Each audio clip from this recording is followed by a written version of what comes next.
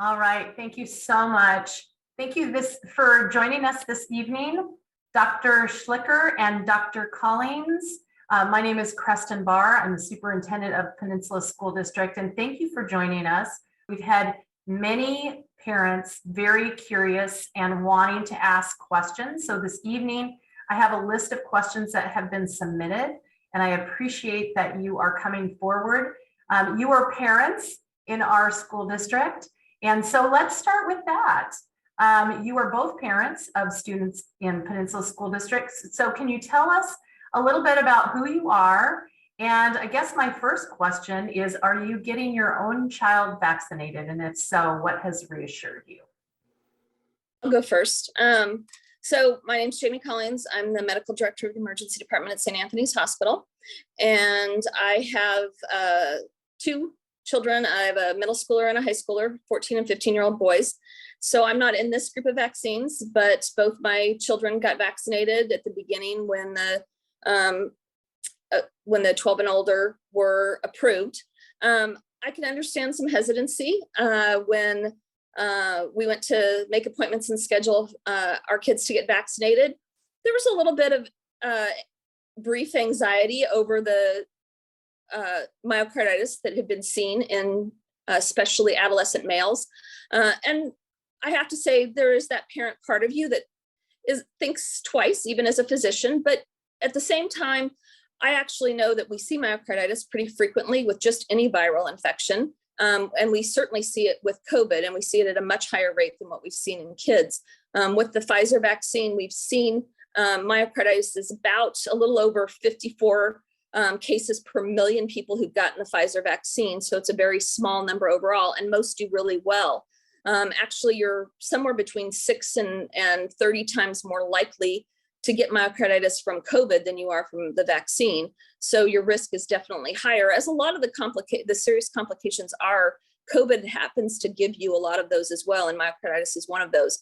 And if you do get it, most of them are very, very mild cases. And if you're vaccinated and get it, and those that have had to be hospitalized have stayed an average of 1 or 2 days, whereas those who've gotten myocarditis from COVID end up in the hospital for about 5 days. So really, in the end, it's a risk. It's a very, very small risk. And most of the kids that get it do very well. And again, you could get it if you don't get vaccinated, and you're much more likely to. So I took my kids right away. And if I had younger ones, I would definitely get them vaccinated. Wonderful. Well, and for those of you that I haven't met, I'm Nathan Schlicher. I'm an ER doc down at St. Joseph in Tacoma, but also serve as the regional director of quality for our ER group. But over the pandemic, had a unique perspective because I was the president of the State Medical Association here in Washington. And so I've been working on the policy side of things, as well as all the efforts we've done to try to figure out how to balance things throughout the pandemic, and finish my term this last October. So been very involved in this, and grateful to be able to come talk with you if we haven't met in the community about the COVID vaccine. You know, I'm a parent of 3 with my wife, also a physician. 12-year-old who we got vaccinated, day one when it came up. Like Dr. Collings, had that momentary pause of no longer being a doctor, but being a patient or a parent of a patient. But definitely was there and wanted our son protected. And then have a 10-year-old daughter and an 8-year-old son that got their first COVID vaccine this last week. And we're thrilled to have them there. And in fact, had the reminder of why it was so important. Because we actually, for the first time in our family, had one of our children be a close contact in the school. And so here we were, literally the week that kids are getting vaccinated, going, we've made it this far despite working on the front lines of this pandemic. And knock on wood, none of us had gotten COVID, none of us had gotten a serious exposure. And here it is, one of my kids is a close contact the week the vaccine's out. Well, we were still in it completely and said, regardless, we want him to get an immune response. And if anything, it was our 8-year-old who is much better about putting masks on probably than our other kids. And so we were pretty confident he'd be okay. So we still got him vaccinated. And he's, of course, tested negative, and we've been grateful for that. So if I had any momentary hesitation that week, it was dissipated immediately when my kids became a close contact. Because at the end of the day, the reason that as a parent and as a physician, I worry about COVID for myself as well as for my kids is not because I'm overwhelmingly worried that any of us are going to die. I'm a relatively healthy 38-year-old adult. 39 now. Sorry, it's still new. So, I'm not too worried about dying from this disease. What I'm terrified of is the long-term impacts of it that we're seeing. As an ER doc, I see patients coming back with heart failure, permanent lung damage, requiring oxygen, now 6, 12, 18 months out from their COVID infection, and they're not getting better. And when I think about my kids, the idea that, they love soccer, they love swimming, they love being active kids, that they would be one of the 10 to 30% that we're seeing long-term harm from this disease that could destroy their ability to do the things they love. That's what I'm terrified of as their parent. I'm not too worried about them dying, but not being able to do what it is that makes them kids. And that's why I want them vaccinated and why I hope other parents will choose to protect their kids in the same way. Death is not the outcome I worry about. It's the disability and the long-term change in who they are and how they want to live their life that worries me. And I think in that long term, when we talk about it as well, we don't know what some of the long-term effects are. Chickenpox is a great example. It comes back out years later as shingles. We don't know what COVID will come back as later. It's a virus. It could live in our bodies and come back in our kids 10, 20, 30 years later as something much, much worse. So there is a lot of unknowns and a lot of things, and everything in life has its risk, and it's a balance of those. And as a physician, we have to weigh the balance of which is more potentially harmful, versus which isn't. And we don't know all of the potential long-term consequences to our children of getting this disease or potentially having this virus live in their body for years and then come back later in adolescence or as an adult as something much worse. And I don't want to say I could have got my child vaccinated and avoided that. And I think in contrast, the other part of it we really know is that the vaccine safety over, our lifetimes. It's been over the last 70 years, that we've really seen vaccine technology take off. But, it goes back to the Revolutionary War and before. So the concept of vaccines is not new. And if anything, a lot of people say, well, this is a new platform. But I think what I would encourage them to look at it in the science of it, is that this is by far one of the cleanest and the safest platforms we've ever had. In the old days, we either had to give you a part of a deactivated virus or a less severe version of the disease, or we had to use another virus and splice in some genetic stuff to make your immune system respond. What's new about the Pfizer and Moderna vaccine, and it's not a new technology, it's been around for about 20 years. The COVID vaccine is just the second, version of this vaccine that we've got, Ebola being the first. But what's new about it is we don't have to rely on another virus. We're able to just give you the mRNA and have your body print the protein and have your immune system respond to that. There's no risk of you responding to the other virus. There's no risk of a mild infection taking off because you're immunosuppressed. So those kind of things, this is a much cleaner technology. As I explained it to my kids, was I said, think of this as your computer telling your printer how to print an instruction. That's what it's doing. It's printing out instructions for a protein. And we see proteins every day in our life. Everything we eat, everything we do is a protein. And your body is constantly responding to that. That's what an allergic reaction is, for example. So this is a very safe technological platform. We have great vaccine safety going back over the last 70 years, such that we've eradicated a lot of diseases and dramatically reduced them for childhood diseases that we used to see. And so when I think about that incredible history of safety versus a disease that's already shown how deadly and disabling it is, and for all the reasons Dr. Collings just said about the future being so unknown from that virus that may be lingering around, it's an easy one on the scales to say, get vaccinated. And a lot of people worry that mRNA is in their bodies and doesn't go away. It does. It comes in, gives you the information, and tells you how to make the spike so that you can then recognize the spike, and it's gone. If it weren't gone, I'd keep telling you how to make it, and we'd never have to give you a booster. So there might have been a benefit to actually having it never leave, but it does leave. And so it's not something that's going to stick around. It's not going to mess with your DNA or do some of those things that has come out, because it does just disappear. And again, we've had this out there for 20 years. They were working on it and actually looking at it for other uses in other vaccines. And we were just really fortunate. I call it our moonshot. We got pretty lucky in timing this, that we had everything sort of in place to have a vaccine this quickly, and that we were able to cut out a lot of the red tape that we know goes with most things in government, and that most things that we go through doing. And the advantage, people worry about how fast that this was developed. Well, in most diseases, take Ebola, for example, when you're trying to make a vaccine and you're trying to figure it out, you've only got so many things that are out there. When you've got a worldwide pandemic, it's not hard to find patients or to put people at risk of getting it so that you can test it easier.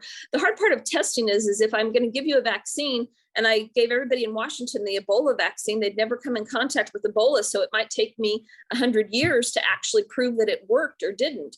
But if you're in the middle of a pandemic, you can actually test and figure out and do this much faster. And so while we say it was fast in the vaccine standards, it was fast because there was a lot of disease around. So testing if it worked was pretty easy and could be done a lot quicker than we could in any other circumstances. And so it's scary in that this came up, but again, I call it the moonshot. I think we got really lucky, and that we should be amazed at the work that was done and the ability that we could do this and how many lives we've saved with this. And we've certainly now, at this point in time, tested this on well over 1 billion people, and certainly seen that it's been very safe and very effective and made a huge difference. If you look at the waves of the pandemic, they worried that early on, kids weren't getting sick, and they were the lowest group up until February. And they were the lowest group because, one, we had them locked away at home, and that the bigger groups were the ones that were at higher risk and were doing poorly. And a lot of kids weren't doing poorly. So maybe some were infected and we didn't see it. Then as time went on and the over 65 got vaccinated, now those were the only ones who had a lower rate than the kids. Well, in this latest wave that we've seen since late summer into the fall, besides the young adults who are unvaccinated and getting infected, the next group is our kids, because the rest are protected and they're not getting infected. And the more kids that get infected, the more chances of complications, the more chances of things like MIS-C, the more chances that we get a variant that maybe the next variant is the one that's much more potent and does hurt our children. So we need to stop the ability for this virus to keep changing and becoming more deadly or more harmful, or put our kids in a position that they're more at risk, by preventing it and stopping it when we can. Well, and to that point, what exactly said is it's not just about the kids, it's about all the people they come in contact with. When they were locked away, they weren't the ones, they weren't spreading disease, but now we know that people are getting back together with families. You can look at data on the IMHE website, and you can see that our activity level is returning to where it was. So kids are going to come in contact with their grandparents. We're got a lot of people getting together for the holidays coming up here, and Thanksgiving, Christmas, and into the future. So it's also about the kids and their ability to spread the virus, because we know they can. And we know that that risk is greater for older folks, and the ones that have had breakthroughs over the vaccine are older folks that have gotten seriously ill from it, because they have underlying healthcare conditions. Your grandma or grandpa who's got cancer and is on chemotherapy. I mean, we saw that with General Colin Powell. He was a multiple myeloma patient that was vaccinated, but because he's on chemotherapy, succumbed to COVID. Those are the people that have a reason that unfortunately they're going to be a higher risk despite being vaccinated. And I think the last thing any of us want to do is for our kids to believe that they gave their grandparents a deadly disease. So we got to think about that broader context of everybody they're going to come across in their life. And we know that for kids, as well as we've seen for adults, the efficacy rate is very high, well over 90%. So we know that this is an effective vaccine. How long that efficacy will remain, some people say, are kids going to need boosters? I'll be honest, we don't know that data yet. We do know that in adults, the efficacy for preventing you from getting the disease dropped, but the efficacy for preventing hospitalizations and death didn't really drop. So the booster helps, really catch back up that, protection from getting the disease and maybe a little bit on hospitalization death, but not huge. So will we maybe need a booster in kids? It's possible. But at the end of the day, we'll let the science say where it is and make sure that we've got the right data before we recommend that. But today, I think any doctor you talk to that has been dealing with this, especially those of us, Dr. Collings and I have spent our last 18 months in the front lines of this pandemic, taking care of people, throughout this disease. And, I can't tell you how sad it was, in the beginning to see people succumbing to a disease that we really had no effective treatment for. But it's almost twice as sad now to see people succumbing to a disease that we have an effective prevention for in the form of a vaccine. And I'll tell you that, there's nothing more heartbreaking than having somebody say, well, I just didn't get around to it. It wasn't a priority. Well, my mom said, my dad said, my sister, my brother, my friend said, they read something on the internet. Read the things on the internet that matter, like your doctor's phone number, and go talk to them, because in Washington State, over 98% of physicians are vaccinated. Nationally, that number, it holds true as well. Read the information from reliable sources like the Center for Disease Control, the CDC.gov, about the vaccine and contrast the impact of the disease. And reach out to those in your personal life that are in healthcare, that are physicians, that know the science and are willing to talk with you about and address your fears, because we're not going to hit all of them tonight, but we hope we can allay some of them, that this is safe and effective and it'll keep your kids safe, your parents safe, grandparents safe in the end. And, while we're mentioning, get yourself vaccinated too, because one of the saddest things I've seen is parents in their latter 40s or 50s that the child is having to say goodbye to, and they're unvaccinated, and there's just no reason and that person would have died if they would have been vaccinated. And there's nothing more horrendous than to watch these children have to suffer through losing a parent. And I've seen too many of it.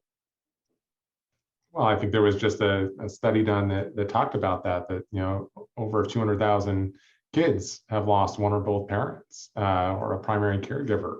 There are not many things that leave that many kids, permanently scarred every year. And I don't think any parent would disagree that the loss of a parent or a caregiver, it can be emotionally devastating for a kid and change the course and trajectory of their life.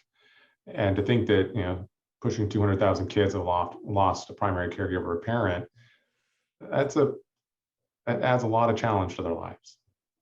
So will you talk about the fact that there is information out there that children do not transmit the COVID virus? What I would tell folks is that, there's a lot of information and misinformation out there. Children do very much transmit the virus. And that's one of the things that we've seen with Delta, is that it is a much more aggressive version of COVID that transmits. And that's in all comers, those that are unvaccinated adults as well as kids. So don't, allay yourself with the belief that kids can't transmit this disease. We've seen outbreaks attached to pediatric spread, and we have seen, kids transmit it to adults. So it is very much transmissible from kids to adults. And if anything, it seems that the new mutations are selecting to be more transmissible in general. So one would hypothesize that is probably going to get worse over time. And while we, I think mistakenly, a lot of us believe that, oh, you're vaccinated, that should mean you can't spread it.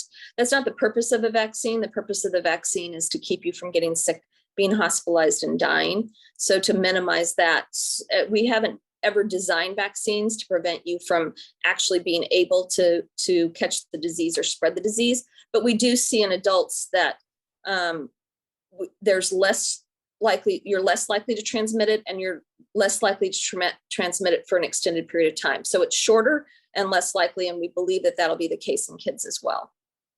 And the question that dovetails with that often is, well, why do we have to keep wearing masks if we're vaccinated? If all the kids get vaccinated, can they stop wearing masks? And that goes to exactly what Dr. Collings was just saying, which is that the vaccine does reduce your risk of transmission, and it does reduce the length which will transmit it, but it's not zero.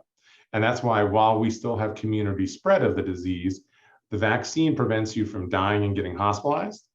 The mask helps reduce your ability to transmit and spread the disease. So if we can get to the point as a community, because of vaccine and because of all the other things we're doing, that we have limited to no transmission in the community, then we can get rid of the masks. We all got to that point this summer, and we're kind of hopeful that we might get to live with that for a little while. And then Delta decided to show up and kind of knock our reality back a bit. So we've got to get that community spread down. So think about that, when you're going to the grocery store and wearing your mask and, doing all the things you're doing. Think about that when you're talking about your own vaccine status and that for your kids, is that we want to work on reducing the ability to spread it, but also controlling the risk of spread with masks. Thank you. So, one thing we're seeing in our PSD data is that we are not seeing spread in schools. We are absolutely not. That's our return to learn data. So that is one good thing. However, one of the changes that we've made just this week actually is students not having masks on outside. Could you address that? Being outside and not closely confined? Well, there's some good experience data that says that, being outside with good air circulation and obviously not being in small groups is probably pretty safe. Nothing's 100%. Somebody comes and sneezes in your face from a foot away, that's still going to count as an exposure, right? There's some common sense. But if we're sitting having a conversation with a light breeze or like today's heavy breeze, from a couple of feet away, like normal human interaction is, the risk is going to be pretty low. And I think all the other precautions that we're taking when that's not possible in the school districts speaks to the reason that we're not seeing those outbreaks. There's a very elegant study done a couple of months back that looked at in households, if one person in your household was sick, what was the likelihood that another member of the family would get COVID? And what they did was they tested every family member every day from the moment of the first patient. And what they found was that the rate of spread was about 56% in the household because you're in a confined area without masks, eating together, doing all of those things, right? Well, I think what you just said is a testament to how effective all those things we're doing in schools and in other high-risk environments, like the hospitals, of social distancing, of having masks, of having sanitation, et cetera, that you're not seeing outbreaks. Because if we were to apply that same study to the school, you would think that 56% of the close contacts should, in theory, be getting them. And we're not seeing that. So it's encouraging that we are using all those other tools to help control the spread, even when we have a breakthrough case in the schools. And I think we've seen over time that we're much more convinced that really the spread really is much more airborne early on. I think we were concerned more off of surface contact, and what we've really seen is airborne is the biggest issue. And so having good ventilation or being outside does a lot. And if you, are in close confined areas, you're at a much, much higher risk than if you're out where you've got lots of air to disperse and to dilute any virus that's out there. We know that from a lot of other diseases that viral load, how much viral particle you get when you're infected, portends a great degree the degree of illness that you see. And we know that your body has a natural ability to fight off small doses of viruses that it hasn't necessarily seen before. That's why you need a certain viral load to convert to HIV if you're stuck with a needle. And we have great data, over 50 years in healthcare of people sticking themselves with needle about the risk of transmission in HIV positive patients is really low because the viral load is not high enough to get you infected. I think the same thing can apply to COVID as well as most other viruses. If you're getting a small viral load because of good circulation, being outside, being separated by distance, wearing a mask, all of those things reduce that viral load that comes in that your body has to fight off. In contrast to being unmasked and singing in a church, as we saw in one of the early outbreaks, where some 80% of the people unfortunately got COVID. So you just can see that difference: high viral load, high risk of disease; low viral load, low risk of disease. So one of the questions is how many children aged 5 through 11 have passed away from COVID-19 in our state and perhaps nationally? So the numbers in Washington are small, but the numbers in Washington are much smaller than the rest of the state because we've done a better job throughout the pandemic of keeping in mask mandates and other things in effect than some other states have. We have 11 pediatric deaths that I could find in Washington. 8 of those were in the age 14 to 19. So in the under age 14, there's only 3 in Washington. But there have been 490 children who've died nationally in the 5 to 18-year-old age group. I think importantly in the age group that we're talking about for the vaccine right now, in the 5 to 11 age group, MIS-C is a big part of what we've been seeing in that age group. And that's a inflammatory response that affects children usually a couple of weeks after they've been infected with COVID. And there's been over 5,500 cases of that, and 48 children have died related to MIS-C. And about 45% of those cases are in that 5 to 11-year-old age group. So they're certainly at the highest risk for that. And we actually had a fairly significant number of patients. I don't have the exact number for Washington, but we've had a pretty significant number of patients in Washington that we've seen with MIS-C. The next question we have is to address flu shots. Why we are not doing flu shots in the clinics instead? Well, we have done some of them in the district, and I think it's pretty neat that the district has undertaken that dual effort.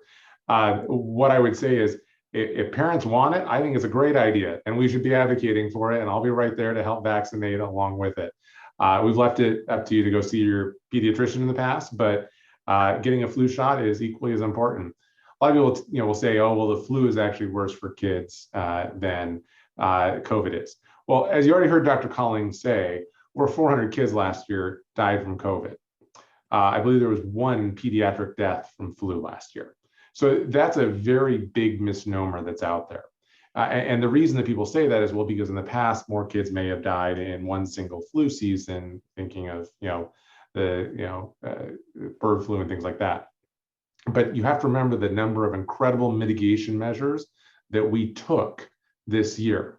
And despite social distancing, despite the fact that we were quarantining and doing remote schools and washing our vegetables in bleach and other things to try to prevent the spread of this disease, still 400 and some odd kids died of COVID. In contrast, 1 kid died of flu. So you have to compare year to year when you're doing a study in the same environmental conditions. And what we saw is that all the efforts we took wiped out the flu. Despite that, COVID killed over 400 kids. So it's important to get your flu shot, I'm not denying that, but COVID in the same environment was far more deadly for kids than the flu was. And, and the risk, again, we talked about it, long-term risk of COVID and long COVID syndrome, far higher than flu. You get the flu, you get over the flu, you move on with your life. That's not what we're seeing for COVID. Thank you. So the next question then, Dr. Collings, if my child has already had COVID or our family has already had COVID, why would I need to get a vaccine? So what we've found is that in a lot of the studies, we've seen that the effects of what would be termed natural immunity don't last as long as it does if you get the vaccine, that we've seen a better long-term response. And we don't know if there will be boosters, but we still hope that lasts more. What we also know is that the virus, it has some ability to prevent some aspects of your immune system from responding, how it's effective in harming you. And so you don't develop as broad of an immunity as you do if you get vaccinated. And if you've already had it, some people are concerned about when they should time getting their flu shot. We had people wait a little bit at first, but what we've seen is that really, we want you to, as soon as you're feeling better and you've gotten over having COVID, if you've had it, then you're good to go ahead and get vaccinated, and you can actually get vaccinated, and also get a flu shot at the same time if you want to do that as well. And please, if you haven't stayed up to date on your kids with their other vaccines, please make an appointment and do that as well, because we're very concerned about other diseases like measles also starting to pop up because people have missed the regular routine vaccination. So we're not just here to tell you to go ahead and get your COVID vaccine. We would like you to get all of your pediatric vaccines and to make sure that you get caught up if you've gotten behind.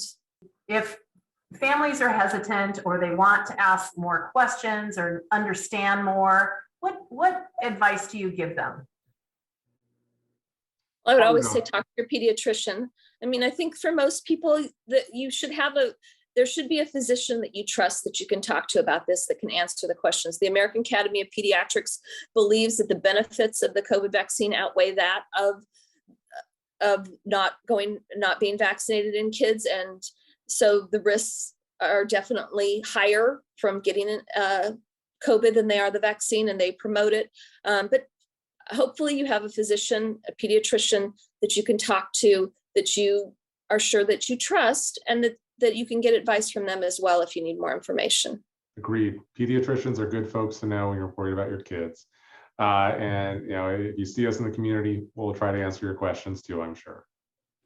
Lastly, what are you most hopeful for as you both are on the front lines of this pandemic? What are you most hopeful for? Well, I'm hopeful that, we can over time get back to the science of it and take the politics out of it. I look at the vaccine as Dr. Collings said, it was a moonshot. A modern day miracle is probably not overstating the incredible work done by the scientists to make this vaccine and the lives saved by it. And I would say by our collective willingness as a society to fundamentally change our lives. I mean, to think about it, that, in the course of a week, we saw a pandemic coming and said, we're converting to online school. We're going to figure this out. We stopped jobs. We changed the way that people grocery shopped. I mean, we upended life. And I think everybody in that moment understood the importance of it. Somewhere along the way, that collective desire kind of gave way to frustration, which I would not say is any different for those of us on the front line. We all want it to be over with. But I'm hopeful that that same sense of community that allowed us to rally, in March through June of last year and change the way we lived our lives can come along here at the end and catch us back up and get us over the hump of getting people vaccinated and protecting our communities and protecting our neighbors. And in the end, get us through this pandemic, and that we can look back on it as a time, just as we as a country have looked back on, our efforts in World War II with Rosie the Riveter, that it is all of us that collectively as a country said, we're going to beat this together. And I'm hopeful for that, because I do see that it's changing as we get further down this road. I see more people that were hesitant, saying they've seen enough of their friends either get sick and die from the disease and not getting vaccinated, or getting vaccinated and just being fine. And so I would encourage folks, if you're on the fence, join the effort. Let's get through this and let's get back to life. I can't guarantee it's going to be as normal as it was before forever. But again, if we can get that community spread down, I'm hopeful that life can return to a pretty good sense of normal. Well, I'd like to thank both of you, Dr. Collings and Dr. Schlicher, for being with us this evening, and thank you for your advocacy and the information that you gave our parents through our questions and answers. And we hope that you stay safe and that your children are thriving in Peninsula School District. And we look forward to seeing you in other avenues. So thank you both for a wonderful evening.